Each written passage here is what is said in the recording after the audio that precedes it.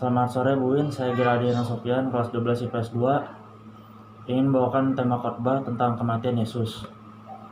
Injil yang saya bawakan itu ada di Matius 26 sampai 46. Biar saya bacakan. Dari kopi itu di Taman Getsemani. Maka sampailah Yesus bersama-sama murid-muridnya ke suatu tempat yang bernama Getsemani.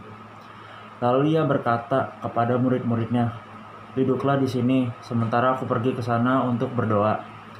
Dan ia membawa Petrus dan kedua anak Zebedeus sertanya. Maka mulailah ia merasa sedih dan gentar. Lalu katanya kepada mereka, "Hatiku sangat sedih, seperti mau mati rasanya. Tinggallah di sini dan berjaga-jagalah dengan aku."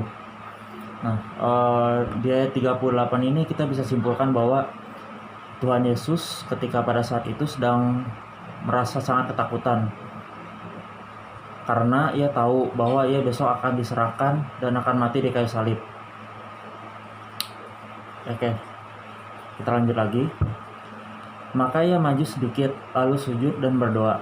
Katanya, "Ya Bapakku, jikalau sekiranya mungkin, biarlah cawan ini lalu daripadaku, tetapi janganlah seperti yang kukehendaki, melainkan seperti yang Engkau kehendaki."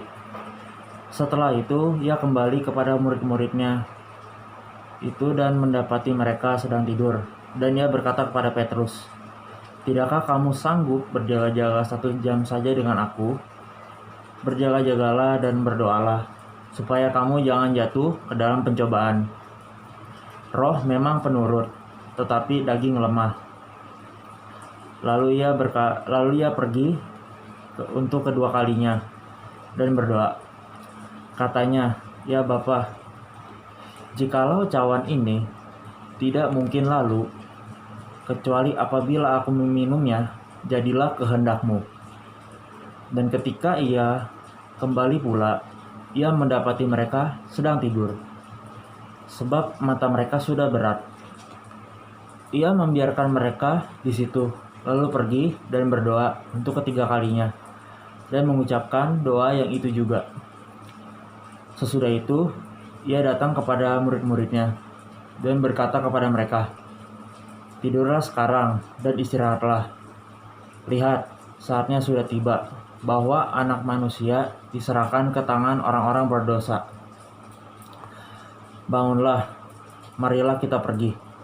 Dia yang menyerahkan aku sudah dekat." Jadi bisa saya ambil kesimpulan di sini bahwa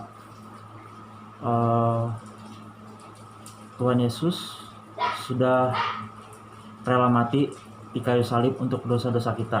Karena itu adalah suatu bukti bahwa tanda kasih nyata Tuhan Yesus terhadap kita, karena Dia begitu mengasihi kita, sehingga maknanya di sini adalah Tuhan Yesus ingin memperdamaikan kita dengan Allah, sebab Dia adalah Tuhan dan Juru Selamat dan korban penebusan dosa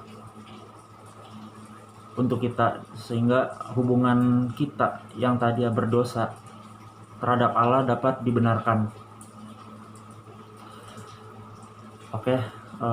Sekian atas khotbah pada hari ini. Saya ucapkan terima kasih.